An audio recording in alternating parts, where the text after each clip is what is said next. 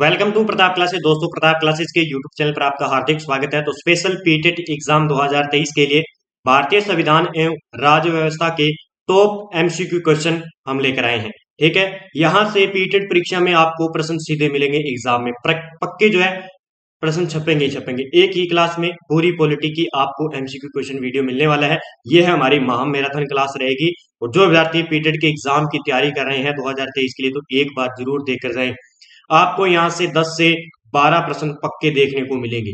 और मैं पूरी भारतीय संविधान और राज्य व्यवस्था से जितने भी मॉडल क्वेश्चन बन रहे हैं, यानी पीटेट के एग्जाम में सिंपल क्वेश्चन पूछे जा सकते हैं, वो मैं यहाँ पे लेकर आया हूँ। तो सभी विद्यार्थी वीडियो को लाइक कर दीजिए और चैनल पर नए हैं तो चैनल को क्या है सब्सक्राइब कर लीजिए, ताकि आपके पास डेली नोटिफिकेशन पहुंच जाए। तो पीटेट के एग्जाम के लिए स्पेशल है और इससे चूकना मत, वीडियो को जरूर देखना। देखिए, पहले प्रश्न की बात करते हैं कि रेगुलेटिंग एक्ट कब पारित किया गया था। ठीक है, इस प्रकार के प्रश्न आपको देखने को मिलेंगे वहां पे। रेगुलेटिंग एक्ट कब पारित किया गया था? ये किया गया था 1773 में। आपको सन याद रखना है, सिंपल प्रश्न यहां से पॉलिटिक्स से पूछा जाएगा। रेगुलेटिंग एक्ट कब पारित किया गया? 1773 के अंदर। ठीक है, अगला प्रश्न है हमारा, मार्ले मिंटो सुधार बिल किस वर्ष में पारित किया गया था? मार्ले मिंटो बिल सुधार ये किया गया था कब? 1909 के अंदर। ये आपको याद रखना है, मार्ले मिंटो सुधार बिल जो है किस वर्ष पारित किया गया था? तो 1909 आपको याद रखना है। आगे देखिए, निम्न में से किस अधिनियम ने केंद्र में द्वैध शासन प्रणाली को स्थापित किया गया था? और मोस्ट और बार बार पूछा जाता है और पीटेट का ये फेवरेट क्वेश्चन है। ठीक है, तो किस अधिनियम ने केंद्र में द्वैध शासन प्रणाली को स्थापित किया गया था? ये किया गया था भारत शासन अधिनियम 1935 के तहत। ठीक है, और अगर आपसे पूछ ले प्रांतों के अंदर, तो कौन सा था? 1919 का अधिनियम, जहां पे प्रांतों में द्वैध शासन की प्रणाली। तो केंद्र में पूछ लिया जाए तो 1935 का। ठीक है, अधिनियम। आगे देखिए, भीमराव अंबेडकर यानी बी आर भीमराव अंबेडकर का संविधान सभा में निर्वाचन कहां से हुआ था? ये प्रश्न पूछा जा सकता है। तो इनका हुआ था पश्चिम बंगाल से। ठीक है, क्या पूछा है? संविधान सभा में निर्वाचन कहां से हुआ था? तो इनका पश्चिम बंगाल में हुआ था। ठीक है, पश्चिम बंगाल से हुआ था। संविधान सभा का प्रथम अधिवेशन कहाँ हुआ था? इसी प्रकार के प्रश्न आपको देखने को मिलेंगे। तो संविधान सभा का प्रथम अधिवेशन हुआ था कहाँ पे? ये हुआ था दिल्ली के अंदर। कहाँ पे हुआ था? दिल्ली के अंदर संविधान सभा का प्रथम अधिवेशन हुआ था। ठीक है, आगे बात करेंगे। देखिए, संविधान सभा के अस्थायी अध्यक्ष कौन थे? संविधान सभा के अस्थायी अध्यक्ष कौन थे? वो थे सच्चिदानंद सिन्हा थे। ये आपको याद रखना है। और स्थायी अध्यक्ष कितने बनाया गया था? डॉक्टर राजेंद्र प्रसाद को। और अस्थायी अध्यक्ष किन्हें बनाया गया? डॉक्टर सच्चिदानंद सिन्हा को। ये आपको याद रखना है। ठीक है, आगे देखिए, संविधान सभा के स्थायी अध्यक्ष ये मैंने बताया था, तो डॉक्टर राजेंद्र प्रसाद को क्या बनाया गया था? स्थायी अध्यक्ष के रूप में बनाया गया था। किसका? संविधान सभा के रूप में। ठीक है, आगे बात करेंगे। देखिए, भारतीय संविधान सभा की प्रारूप यानी मसविदा समिति के अध्यक्ष कौन थे? और ये पूछा जाता है बार बार, भारतीय संविधान के प्रारूप समिति के अध्यक्ष कौन थे? तो प्रारूप समिति के अध्यक्ष थे डॉक्टर भीमराव अंबेडकर। ये याद कर लेना, पक्का पूछा जाता है, डॉक्टर बी आर अम्बेडकर या डॉक्टर भीमराव अंबेडकर। आगे बात करेंगे। देखिए, संविधान सभा के प्रारूप समिति में सदस्यों की संख्या कितनी थी? जिसमें कौन थे? भीमराव अंबेडकर भी थे। यानी इसमें सदस्य संख्या, जो प्रारूप समिति बनाई गई थी, इसमें सदस्य संख्या कितनी थी ये भी पूछा जाता है। तो इसमें सदस्य संख्या थी 7। ठीक है, 7 सदस्य थे इस प्रारूप समिति के अंदर।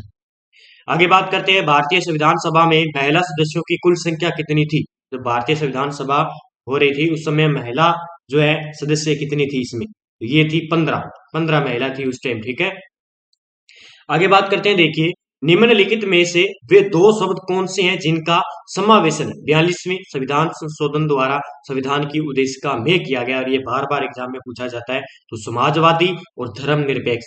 ठीक है, समाजवादी या पथ निरपेक्ष भी आ सकता है, धर्मनिरपेक्ष भी आ सकता है। आगे बात करेंगे। देखिए, निम्नलिखित में से कौन सा शब्द भारत के संविधान की उद्देशिका में नहीं है? ठीक है, आपने पढ़ा होगा प्रस्तावना, आपने एनसीईआरटी बुक में दिया होगा, पहले पेज पर दिया होता है प्रस्तावना, तो उसमें शब्द दिए गए, वो क्रम से पूछा जाता है एग्जाम में। तो समाजवादी था, पथ निरपेक्ष है, प्रभुत्व संपन्न है, लोक कल्याणकारी। तो कौन सा शब्द इसमें नहीं था? लोक कल्याण। ये शब्द इसमें नहीं है प्रस्तावना में। समाजवादी है, पथ निरपेक्ष है, प्रभुत्व संपन्न है। यहां से एक प्रश्न पूछा जाएगा। देखिए, भारतीय संविधान की प्रस्तावना के सिलसिले में निम्नलिखित में से कौन, यानी क्रम आप हमने बताना है कि भारतीय संविधान की प्रस्तावना के सिलसिले में निम्नलिखित में से कौन सा क्रम है सही है। ठीक है, क्रम बताना है इसमें।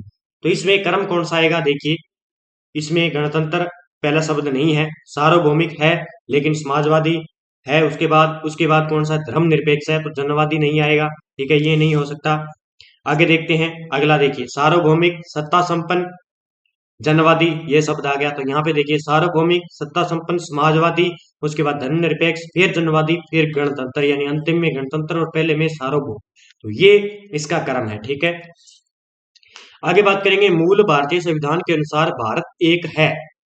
किस प्रकार का संविधान है हमारे भारतीय मूल संविधान, तो हमारा है प्रभुत्व संपन्न लोकतंत्रात्मक गणराज्य, हमारा क्या है, भारतीय संविधान है, ठीक है। आगे देखिए, 42वें संविधान संशोधन अधिनियम 1976 द्वारा प्रस्तावना में किस शब्द को नहीं जोड़ा गया था।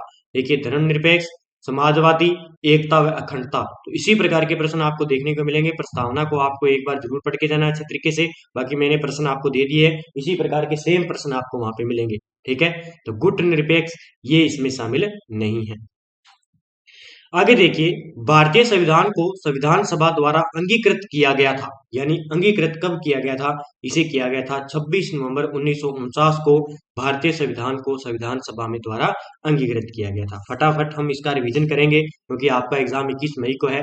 तो भारत का संविधान पूर्ण रूप से कब तैयार हुआ था, भारत का संविधान पूर्ण रूप से कब तैयार हुआ था, तो 26 नवंबर 1949 को भारत का संविधान पूर्ण रूप से तैयार हो गया था। और इसको अंगीकृत कब किया गया था, 15 अगस्त 1949 को। कब, 26 नवंबर, ये कौन सा हो जाएगा, 26 नवंबर 1949 को। तो इसे किया गया था अंगीकृत, क्या किया गया था, अंगीकृत किया गया था 26 नवंबर 1949 को। वही बात करें आगे, आगे प्रश्न है पूर्ण रूप से तैयार कब हुआ, तो 26 नवंबर 1949 को, ठीक है। आगे देखिए, निम्नलिखित में से किस तिथि को भारतीय संविधान लागू किया गया था, किस तिथि को संविधान लागू कब किया गया था, ये किया गया था 26 जनवरी 1949 को लागू किया गया था। आगे बात करेंगे, देखिए संविधान की उद्देशिका में कितनी बार संशोधन किया जा चुका है, ये भी बहुत अच्छा क्वेश्चन है। तो संविधान की उद्देशिका यानी प्रस्तावना में अभी तक एक बार जो है संशोधन किया गया है, वो 42वां संविधान संशोधन आपने पढ़ा होगा। आगे देखिए, विश्व का सबसे बड़ा लिखित सर्वाधिक व्यापक संविधान किस देश का है, सबसे बड़ा लिखित और सर्वाधिक व्यापक तो कौन सा हो जाएगा, अपने भारत देश का ही है, ठीक है। आगे देखिए, भारतीय संविधान में समवर्ती सूची की अवधारणा ली गई है, यानी समवर्ती सूची है, ये कहां से ली गई है, समवर्ती सूची ये कहां से ली गई थी, ये ली गई थी ऑस्ट्रेलिया से समवर्ती सूची ली गई थी। आगे देखिए, भारतीय संविधान में मौलिक कर्तव्यों का विचार कहां से लिया गया है, मौलिक कर्तव्यों का विचार लिया गया था रूस के संविधान से, ये आपको याद रखना है, यहाँ से पक्का एक प्रश्न उठेगा। तो मौलिक कर्तव्य आ जाए तो रूस की बात कर लेना, मौलिक कर्तव्य रूस। आगे देखिए, भारतीय संविधान में सम्मिलित नीति निर्देशक तत्वों की प्रेरणा हमें किस संविधान से मिलती है। अब नीति निर्देशक तत्व कहाँ से लिए गए हैं, यानी किस देश की प्रेरणा से हमारे भारत के अंदर नीति निर्देशक तत्व लागू किए गए थे, तो देखिए कौन से, आयरलैंड से, ठीक है, आयरलैंड से कौन से नीति निर्देशक तत्व लिए गए थे। आगे देखिए, भारत सरकार की संसदीय प्रणाली कहां से ग्रहण की गई है, अब आगे है संसदीय प्रणाली कहां से ली गई है, ये ली गई है ब्रिटिश संविधान से, ठीक है। संसद की बात आ जाए तो ब्रिटिश में जाना है आपको, ठीक है, ब्रिटिश संविधान से। आगे बात करेंगे, देखिए भारतीय संविधान में आपात संबंधी उपबंध भारत शासन अधिनियम 1935 और के संविधान से लिया गया है, कहां से लिया गया है, जो भारतीय संविधान में आपात संबंधी उपबंध भारत शासन अधिनियम 1935 कहां से लिया गया है, ये लिया गया है कहां से, जर्मनी के विमर संविधान से ये लिया गया है। आगे बात करेंगे, देखिए संविधान के संरक्षण के रूप में सर्वोच्च न्यायालय का अधिकार विश्व के किस संविधान से लिया गया है, यानी सर्वोच्च न्यायालय का जो न्यायालय का अधिकार है वो कहां से लिया गया है, ये लिया गया है अमेरिका के संविधान से नोट किया गया है, ठीक है। आगे बात करेंगे, देखिए विधि के समक्ष समता लिया गया है, विधि के समक्ष समता कहां से लिया गया है, ये लिया गया है इंग्लैंड से, कहां से, इंग्लैंड से लिया गया है विधि के समक्ष समानता, अनुच्छेद 14। आगे बात करेंगे, देखिए भारतीय संविधान में मूल कर्तव्यों को शामिल करने का विचार किस देश के संविधान से लिया गया, मूल कर्तव्य आ गए, मूल कर्तव्य कहां से लिए गए हैं, ये लिए गए हैं पूर्व सोवियत संघ से, ठीक है, पूर्व सोवियत संघ से। आगे बात करेंगे, देखिए संविधान के किस भाग में संविधान संशोधन की प्रक्रिया का उल्लेख है, यानी संविधान के किस भाग में संविधान के अंदर संशोधन की प्रक्रिया है, ये आपको याद रखना है। तो कौन से में? भाग 20 में है संशोधन की प्रक्रिया, भाग 20 में। देखिए, संविधान के किस भाग में पंचायती राज व्यवस्था संबंधी प्रावधान दिए गए हैं? संविधान के किस भाग में पंचायती राज विभाग, तो कौन सा हो जाएगा पंचायती राज विभाग? तो कौन सा हो जाएगा? भाग 9। कौन सा हो जाएगा? भाग 9 इसके अंदर जोड़ा गया था पंचायती राज व्यवस्था के अंदर। ये आपको याद रखना है, ठीक है। 74वां संविधान संशोधन अधिनियम 1992 के द्वारा नगरपालिका को संवैधानिक दर्जा दिया गया था, और जो 73वां संविधान संशोधन है उसके तहत कौन सा दिया गया था? पंचायती राज व्यवस्था को ये दिया गया था। तो ये आप अगर पंचायती राज पूछ ले तो 73वां संविधान, और नगर पालिका पूछ ले तो 74वां, ठीक है। तो दोनों को आपको याद रखना है। और प्रमुख समितियां भी इसके ऊपर जो है बनाई गई थी, समितियां जैसे बलवंत राय, आगे आएगा प्रश्न, बाकी मैं आपको पूरी डिटेल प्रश्नों में बता दूंगा, ठीक है। और जो वर्तमान में इसके अंदर बात करें तो, और पंचायती राज से संबंधित अनुसूची कौन सी हो जाएगी? 11वीं अनुसूची, ठीक है। कौन सी अनुसूची हो जाएगी? और इस अनुसूची के अंदर कितने विषय हैं? 29 विषय पंचायती राज को दिए गए। ये आपको याद रखने एग्जाम में पूछा जा सकता है। कितने विषय? 29 विषय दिए गए हैं, ठीक है। तो ये आपको याद रखना है, क्योंकि यहाँ से एग्जाम में बार बार परीक्षा पंचायती राज से संबंधित पूछे जाते हैं, क्योंकि पंचायती राज से संबंधित एग्जाम में जो है शॉर्ट क्वेश्चन इस प्रकार के पूछे जाते हैं। आगे बात करते हैं। देखिए, भारतीय संविधान में किस भाग में नगरपालिकाओं से संबंधित प्रावधान है? तो नगरपालिका से संबंधित प्रावधान किसमें है? नगरपालिका से संबंधित है भाग 12 के अंदर। किसके अंदर? भाग, तो कौन सा हो जाएगा? भाग 9A। क्या हो जाएगा? 12 नहीं, भाग 9A जो है नगर पालिका से संबंधित है। और कौन सा संशोधन है? 74वां संविधान है संशोधन है। ये आपको याद रखना है। आगे देखिए, संविधान के किस भाग में नागरिकता का उल्लेख है? नागरिकता का उल्लेख है, तो ये है भाग 3 में नागरिकता का उल्लेख है। 5 से 11 अनुच्छेद इसमें, ठीक है। आगे बात करेंगे। देखिए, वर्तमान में भारतीय संविधान में कुल कितनी अनुसूचियां हैं? ये पूछा जाता है। तो वर्तमान में कितनी है? 12 अनुसूचियां हैं। कितनी? 12 अनुसूचियां हैं। अगर आपसे पूछ ले 10वीं अनुसूची में क्या दिया गया है, तो दल बदल से पूछा जाए आपसे, दल बदल विरोधी, तो ये कहाँ पे हो गया? अनुसूची 10 में। 11 में किस में? पंचायती राज से संबंधित। और 12 में कौन सा हो जाएगा? नगर पालिका से संबंधित। और 8 में कौन सी हो जाएगा? अगर आपसे पूछ ले भाषा संबंधी किस में है, तो भाषा किसमें है? 8 में है। तो ये आपको याद रखनी है। आगे देखिए, संविधान सभा की प्रारूप समिति द्वारा प्रस्तुत प्रारूप संविधान में कितनी अनुसूचियां थी? यानी जब प्रारूप समिति बनाई गई थी, डॉक्टर भीमराव अम्बेडकर को अध्यक्ष बनाया गया था, यानी 7 सदस्य थे इसके अंदर, उस टाइम अनुसूचियां कितनी थी? 8 अनुसूचियां थी। ये आपको याद रखना है, ठीक है। आगे बात करेंगे, मूल संविधान में कितनी थी? 8 थी। ये याद रखना है, ठीक है। किस संविधान संशोधन अधिनियम द्वारा भारतीय संविधान में 9वीं अनुसूची जोड़ी गई थी? यानी कौन सा संविधान संशोधन था जिसमें क्या 9वीं अनुसूची जोड़ी गई थी? तो कौन सा था? पहला संविधान संशोधन के तहत कौन सी? 9वीं। और क्योंकि उससे पहले 8 थी, मैंने बताया था आपको अभी। आगे देखिए, 52वें संविधान संशोधन अधिनियम द्वारा 1985 ईस्वी में कौन सी अनुसूची को भारतीय संविधान में शामिल किया गया था? कब? 52वां संविधान संशोधन के तहत ये 10वीं अनुसूची जोड़ी गई थी। और 10वीं अनुसूची में किसका प्रावधान है?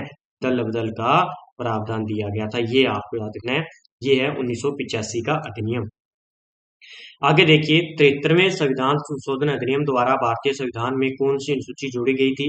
11वीं अनुसूची जोड़ी गई थी। किस टॉपिक पर? पंचायती राज पर। उसके कितने विषय दिए गए थे? 29 विषय इसमें शामिल किए गए थे।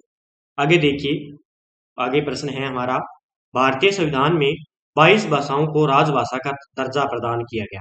इन राजभाषाओं का उल्लेख किस अनुसूची में? मैंने आपको बताया है। तो कौन सी अनुसूची में हो जाएगा? 8वीं अनुसूची में भारत के अंदर 22 भाषाओं का उल्लेख किया गया है, ठीक है। ये आपको याद रखना है। आगे बात करेंगे। देखिए, भारतीय संविधान की 10वीं अनुसूची किससे संबंधित है? मैंने बताया था। तो दल बदल कानून से कौन सी हो जाएगी? भारतीय संविधान की सूची 10वीं बताती है। देखिए, संविधान के अनुसूची तथा उससे संबंधित विषय का कौन सा युग्म सम्मिलित नहीं है? देखिए, प्रथम अनुसूची में है राज्य व केंद्र शासित प्रदेश की सूची, ठीक है। आगे देखिए, द्वितीय अनुसूची में निर्वाचन आयोग के अधिकार व कार्य, गलत है। सप्तम 7वीं में है केंद्र राज्य शक्ति का विभाजन, सही है। 10वीं अनुसूची में दल बदल विरोधी कानून है। तो ये कौन सा गलत हो जाएगा? इसका गलत हो जाएगा बी, इसका आंसर असत्य हो जाएगा। ये सम्मिलित नहीं है, ठीक है। आगे देखिए, संविधान सभा द्वारा अंतिम रूप से पारित संविधान में कुल कितने अनुच्छेद और अनुसूचियां थी? 395 अनुच्छेद और 8 अनुसूचियां थी। क्या पूछ रहा है? संविधान सभा द्वारा अंतिम रूप से पारित संविधान में कुल कितने अनुच्छेद और अनुसूचियां थी? ठीक है, तो कितनी? 395 अनुच्छेद, 8 अनुसूचियां, और वर्तमान में 395 अनुच्छेद और 12 अनुसूचियां। ये आपको याद रखना है। 395 से ज्यादा ही है, लेकिन आंकड़ा लगभग इतना आता है। देखिए, भारतीय संविधान के किन अनुच्छेदों में नागरिकता संबंधी प्रावधान हैं? तो देखिए, कौन से? 5 से 11 अनुच्छेद। 5 से 11 के अंदर क्या दिया गया है? नागरिकता का उल्लेख दिया गया है भाग 3 के अंदर। आगे देखिए, निम्न में से किन अनुच्छेदों द्वारा भारतीय संविधान नागरिकों को मूल अधिकार निश्चित प्रदान करता है? यानी मूल अधिकार भारतीय संविधान की किस अनुच्छेद के अंदर है? ये है अनुच्छेद 12 से 35 तक इनका विचार किया गया है। हमारे को क्या दिए गए हैं? मूल अधिकार दिए गए हैं। कितने अच्छा है।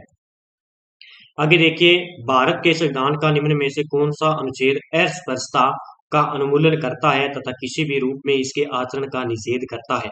यानी अगर आपसे पूछ ले एग्जाम में सीधा कि अस्पृश्यता का अंत किस अनुच्छेद में दिया गया है, अनुच्छेद 17 आपको याद रखना है। इसका एग्जाम में पिछली बार पीटी में पूछा गया था। अगर आपसे पूछ ले उपाधियों का अंत, इसमें उपाधियों का अंत किस में दिया गया है? उपाधियों का अंत दिया गया है अनुच्छेद 18 के अंदर। ये याद कर लेना, ठीक है। आगे देखिए, भारतीय संविधान का कौन सा अनुच्छेद राष्ट्रपति के पद के लिए पुनः निर्वाचन की योग्यता निर्धारित करता है? कौन सा अनुच्छेद क्या है? राष्ट्रपति के पद के लिए पुनः निर्वाचन की योग्यता निर्धारित करता है, और ये बार बार पूछा जाता है, तो अनुच्छेद 57 निर्धारित करता है। आगे देखिए, आगे प्रश्न है, भारतीय संविधान के किस अनुच्छेद के तहत अंतर्गत भाषण एवं अभिव्यक्ति की स्वतंत्रता के अधिकार गारंटी दी गई है? यानी किस भारतीय संविधान में ये कहा गया है कि हम क्या है, भाषण व अभिव्यक्ति की स्वतंत्रता हमें है? ये कौन सी है? अनुच्छेद 19 के अंदर। आपको बस इतना याद रखना है कि स्वतंत्रता का अधिकार, प्रेस की स्वतंत्रता, सब अधिकार इसमें है अनुच्छेद 19 के अंदर। आगे देखिए, भारतीय संविधान के किस अनुच्छेद में प्रेस की स्वतंत्रता है? पक्का कर लेना, पीटीटी के एग्जाम में हो सकते पक्का छपेगा। कौन सा? अनुच्छेद 19(1). ठीक है, अनुच्छेद 19(1) प्रेस की स्वतंत्रता है हमें। आगे देखिए, मौलिक अधिकार के अंतर्गत कौन सा अनुच्छेद बच्चों के शोषण से संबंधित है? ये भी पूछा जा सकता है। तो अनुच्छेद 24 क्या है? मौलिक अधिकार के अंतर्गत कौन सा अनुच्छेद बच्चों के शोषण से संबंधित है? तो अनुच्छेद 24।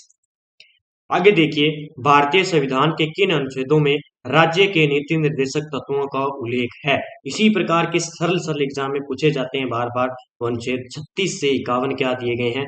हमारे नीति निर्देशक तत्वों का उल्लेख किया गया है।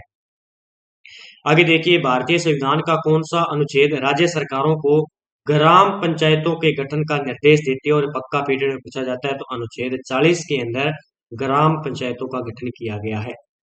आगे देखिए, 42वें संविधान संशोधन द्वारा संविधान के किस अनुच्छेद में मौलिक कर्तव्यों को जोड़ा गया था? ये पक्का कर लेना। ये कब जोड़ा गया था? अनुच्छेद 51(a) में जोड़ा गया था। ये आपको याद रखना है। क्या जोड़ा गया था? मौलिक कर्तव्यों को जोड़ा गया था 42वें संविधान संशोधन द्वारा। आगे बात करेंगे, देखिए, भारत के किस संविधान के किस अनुच्छेद में, यानी भारत के संविधान के किस अनुच्छेद के अंतर्गत भारत के राष्ट्रपति पर महाभियोग चलाया जा सकता है? महाभियोग अनुच्छेद 61 के तहत चलाया जा सकता है। ये आपको याद रखना है। आगे देखिए, संविधान के किस अनुच्छेद में उपराष्ट्रपति पद का प्रावधान दिया गया है? उपराष्ट्रपति पद का प्रावधान है अनुच्छेद 63 के अंदर उपराष्ट्रपति पद। आगे देखिए, भारत के महान्यायवादी की नियुक्ति से संबंधित अनुच्छेद कौन सा है? भारत की महान्यायवादी की नियुक्ति कौन करेगा? अनुच्छेद 76 के तहत करेगा। ठीक है, आगे बात करेंगे, देखिए, संविधान के किस अनुच्छेद में धन विधेयक की परिभाषा दी गई है? किसकी? धन विधेयक की परिभाषा अनुच्छेद 110 के तहत दी गई है। ये पक्का कर लेना, ठीक है। आगे बात करेंगे, देखिए, भारतीय संविधान का निम्न में से कौन सा अनुच्छेद भारत के राष्ट्रपति में अध्यादेश जारी करने की शक्ति प्रदान करता है? तो किसकी बात आ रही है? भारत के राष्ट्रपति की बात आ रही है। तो इसका जो अध्यादेश जारी किया जाता है वो अनुच्छेद 123 के तहत किया जाता है। ठीक है, अनुच्छेद 123 के तहत। आगे देखिए, भारतीय संविधान के किस अनुच्छेद के अंतर्गत वित्त आयोग के गठन का प्रावधान है? वित्त आयोग का गठन किस में है? वित्त आयोग का गठन है अनुच्छेद 280 के अंदर है, अनुच्छेद 280 के अंदर। आगे देखिए, संपत्ति का अधिकार संवैधानिक अधिकार है, यह बताया गया है किस अनुच्छेद में? ये दिया गया है अनुच्छेद 300 के अंदर, इसे संपत्ति के अधिकार को शामिल किया गया है, पक्का कर लेना इसको। भारतीय संविधान के किस अनुच्छेद में निर्वाचन आयोग के लिए प्रावधान है? यानी निर्वाचन आयोग का प्रावधान किस अनुच्छेद के अंदर है? ये है किस अनुच्छेद के अंदर है?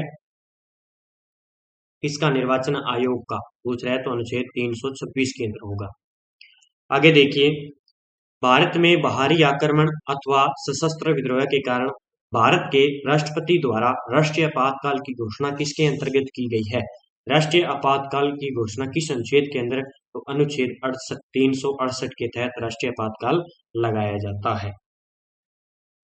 आगे बात करेंगे, देखिए, संविधान के किस अनुच्छेद के तहत राज्यों में संवैधानिक तंत्र के विफल होने पर राष्ट्रपति शासन लागू किया जा सकता है? तो राष्ट्रपति शासन किसके तहत लगाया जाता है? राष्ट्रपति शासन लगाया जाता है अनुच्छेद 356 के तहत। और आपसे पूछ ले आपातकाल कब लगाया जाता है? तो 368 के तहत। दोनों आपको याद रखना है, 356 और 368, ठीक है। आगे बात करते हैं, देखिए प्रश्न की, संसद को संविधान संशोधन का अधिकार दिया गया है। संसद को संविधान में संशोधन करने का अधिकार कहाँ दिया गया है? तो ये दिया गया है अनुच्छेद 368 के अंदर। किसमें? अनुच्छेद 368 में संविधान के अंदर, संसद के अंदर संशोधन करने का अधिकार दिया है। आगे देखिए, भारतीय संविधान में समानता का अधिकार 5 अनुच्छेदों द्वारा प्रदान किया गया है। यह है समानता का अधिकार भारतीय संविधान की किस अनुच्छेद में है? ये एग्जाम में पूछा जाता है। तो किस अनुच्छेद के अंदर है? ये है अनुच्छेद 14 से 18। कहाँ पे है? अनुच्छेद 14 से 18 के अंदर क्या दिया गया है? भारतीय संविधान में समानता का अधिकार है। आगे बात करते हैं, देखिए, भारतीय संविधान के किस अनुच्छेद के अंतर्गत नियंत्रक एवं महालेखा परीक्षक की नियुक्ति की जाती है? तो नियंत्रक एवं महालेखा परीक्षक की नियुक्ति अनुच्छेद 148 के तहत की जाती है। आगे देखिए, भारत के प्रत्येक नागरिक का कर्तव्य होगा प्राकृतिक पर्यावरण का संरक्षण एवं सुधार। यह कथन भारतीय संविधान के किस अनुच्छेद से संदर्भित है? यानी प्राकृतिक पर्यावरण संरक्षण एवं सुधार भारत की किस अनुच्छेद में दिया गया है? ये दिया गया है अनुच्छेद 48A के अंदर दिया गया है। आगे देखिए, भारतीय संविधान का कौन सा अनुच्छेद भारत की विदेश नीति से संबंधित है? भारत की विदेश नीति से संबंधित है, तो ये है 51, अनुच्छेद 51 विदेश नीति से संबंधित है। आगे देखिए, भारतीय संविधान के किस अनुच्छेद में अनुसूचित जातियों और अनुसूचित जनजातियों के लिए आरक्षण का प्रावधान किया गया है? तो ये कहाँ किया गया है? ये किया गया 335 के तहत किया गया है। एक तो अनुसूचित जातियां और अनुसूचित जनजातियां। आगे देखिए, आंध्र प्रदेश एक भाषाई राज्य के रूप में गठित किया गया। ये कब किया गया? ये पूछा जाता है। ये किया गया था 1953 में किया गया था। आंध्र प्रदेश को भाषाई के आधार पर गठन किया गया था पहली बार। किसी राज्य के नाम में परिवर्तन करने का अधिकार निम्नलिखित में से किसको प्राप्त है? अगर हमें किसी राज्य का नाम परिवर्तन करता है तो इसका जो है मेन किसको है? तो संसद के पास है ये अधिकार, ठीक है। आगे बात करेंगे, देखिए, अन्य रजवाड़ों के भारत में विलय के बाद भी किन 3 राज्यों में भारत में शामिल होना विलंबन किया था? यानी किन 3 रियासतों ने शामिल होने से मना कर दिया था? ये थी जूनागढ़, उसके बाद हैदराबाद और जम्मू कश्मीर। ये 3 शामिल नहीं हुई थी। आगे बात करते हैं, देखिए, निम्नलिखित जोड़ों में से किसने देशी रियासतों को भारतीय संघ का अंग बनाने में सबसे महत्वपूर्ण भूमिका अदा की थी? किसको? देशी रियासत को यानी भारतीय संघ में शामिल करने का उद्देश्य किसका था? तो सरदार पटेल और विपिन मेमन का बहुत ही बड़ा योगदान है इसके अंदर। आगे देखिए, भाषा के आधार पर राज्यों का पुनर्गठन किस वर्ष किया गया था? तो कब किया गया था भाषा के आधार पर? तो 1956 के अंदर पहली बार आंध्र प्रदेश को भाषा के आधार पर गठन किया गया था। भाषाई आधार पर भारत में पहला राज्य कौन सा बना? ये इस प्रकार के प्रश्न पूछे जाते हैं, तो आंध्र प्रदेश। आगे देखिए, किस वर्ष गोवा सहित अन्य पुर्तगाली बस्तियों को भारतीय संघ का राज्य क्षेत्र बनाया गया था? ये पूछा जाता है एग्जाम में, इसमें कंफ्यूज मत होना। इसका आंसर है 1961 के अंदर। पूछ क्या रहा है कि किस वर्ष गोवा सहित अन्य पुर्तगाली बस्तियों को भारतीय संघ में शामिल किया गया था? 1961 के तहत।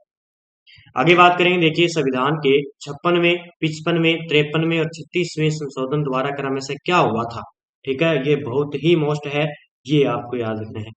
सिंधी, नेपाली, मणिपुरी, कोंकणी 8वीं अनुसूची में शामिल की गई थी। सही कथन है एकदम। पंजाब में राष्ट्रपति शासन की अवधि बढ़ाई गई। सही है कथन। गोवा, अरुणाचल प्रदेश, मिजोरम, सिक्किम को राज्य का दर्जा दिया गया।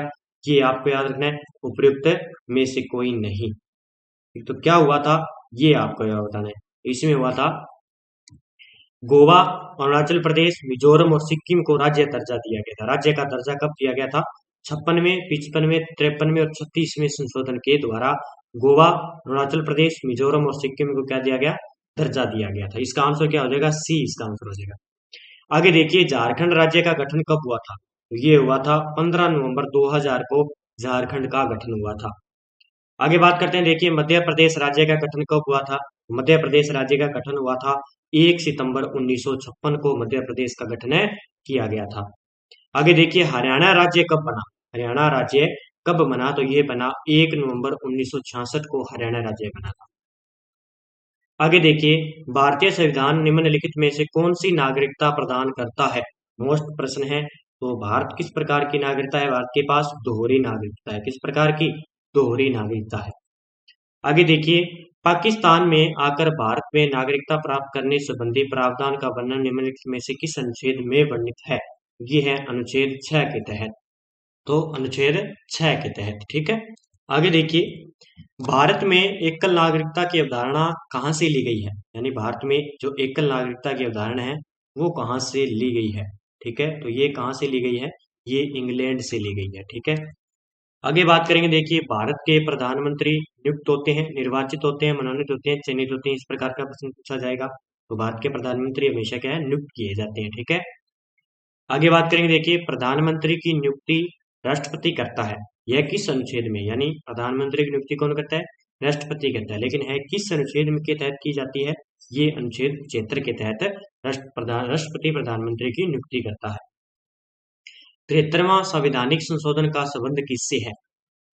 मुद्रा विनियम से, वित्त आयोग से, पंचायती राज से, भारतीय रिजर्व बैंक से। तो किससे है? पंचायती राज से। भारतीय रिजर्व बैंक यानी आरबीआई की स्थापना कब होती है? 1935 में। ये आपको याद रखना है। ठीक है, आगे बात करेंगे। देखिए, 73वें संविधान संशोधन द्वारा 11वीं अनुसूची में पंचायती राज संस्थानों को कितने कार्य सौंपे गए थे?